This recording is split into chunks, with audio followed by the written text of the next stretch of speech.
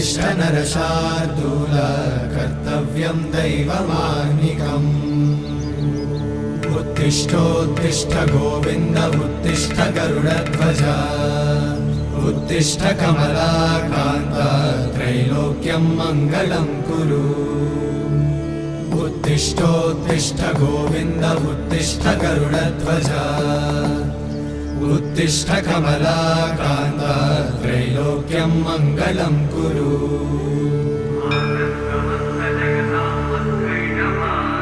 मातः समस्त जगतां मधुकैटभारे वक्षो विहारिणि मनोहर दिव्यमूर्ते श्रीस्वामि निश्रित जनप्रिय दानशीले